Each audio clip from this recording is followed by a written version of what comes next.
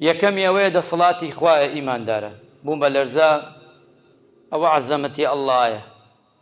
ئەوە دەسەڵاتی ئەڵڵایە ئەگە خوای گەورە ئەمر بدا لەسەر زەویدا هەمووی وابێ بەری چەند دقەیەکی کەم ناگرین هەمومان نەک مرۆڤەکان بە هەمووی هەمانە چیمان هەیە چیمان کۆ کردێتەوە بەری چەند سانەیەکی دەسەڵاتی خوا ناگرین ئێمە بۆیە خوای پەروەردگار ئەفەرمێ قل هو القادر على أن يبعث عليكم عذابا من فوقكم أو من تحت أرجلكم خوای پەروەردگار کاتی عەذاب تێ لەسەرەوە و کاتێ لە خوارەوە دێت هیچ تێبەری ئەو دەسەڵاتەی خوایی نییە جەلە جەلالوه ئیمامی ئەنەس ڕەضا و ڕەحمەتی خوای لێبێ ئەفەرمێت چوومانە خزمەتی دایکە عایشە دایکی ئیمانداران فەرمومان یا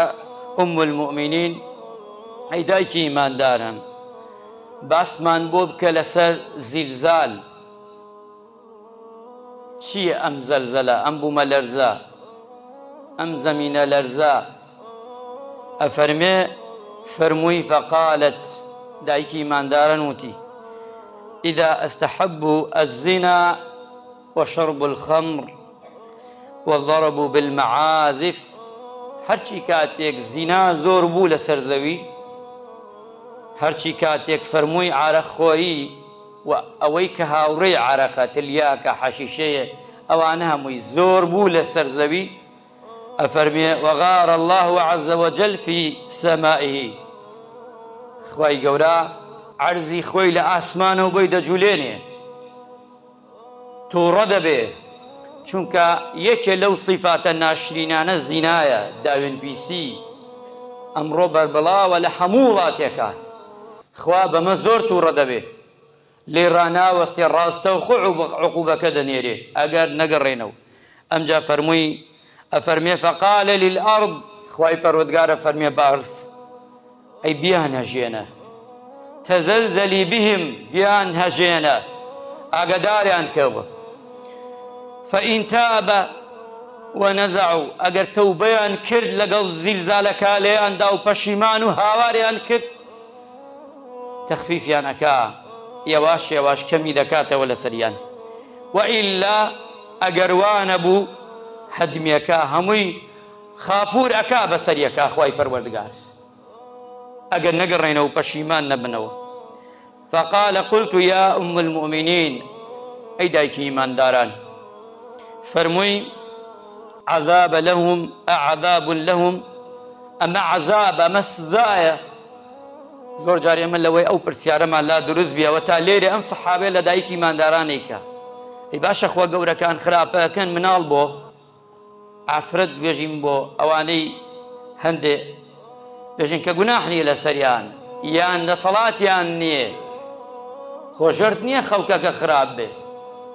لەبەرەی حکوومەتەکە لەوەیە خراپ وڵاتەکە خراپ بێ هەردووگی هەم خەڵک هەم حکوومەت ئەمجا ئەفەرمێ قالت بل موعظة ورحمة وبركة للمؤمنين ئەوەی ئیماندار بێ و تیا بچێ ئەفەرمێ ئەمە ڕەحمەتی خوایە بەرەکەتی خوایە و مەوعیظەیە بۆ ئیمانداران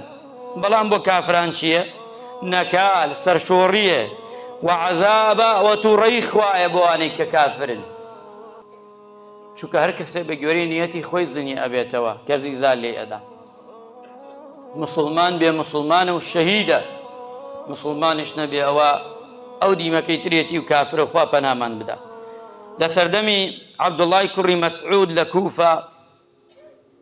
ئەم کوفەی خۆمانە عێراق زەمین لەرزیەک بوو ئەم پیاوە هاتە سەر مینبەر و جێگای پێغەمبەری خوا صلی الله علیه وسلم فەرمووی هەی خەڵکینە خوا گلەیتان لێەکە خدا گلەی هەیە لێتان خەڵکینە خۆتان چاککەن خۆتان ڕێکن ئەوە ئاگادارکردنەوەیە خوا پێمان ئەڵێ خۆتان چاککەن بۆ ئەو وڵاتە و بۆ هەمومانش گشتمان پێمان ئەڵێ خەڵکی سەرزەوی ئاگاتان لە خۆتان بێ ئەمە ئاگادارکردنەوەیە بێ ئینسان بۆیەم پیاوە بەڕێزەوتی خەڵکینە ئاگاتان لە خۆتان بێ بگەڕێنەوە پەشیمان بنەوە دەست هەڵگرن گەورە بۆ بچووک حکومەتە تا گەل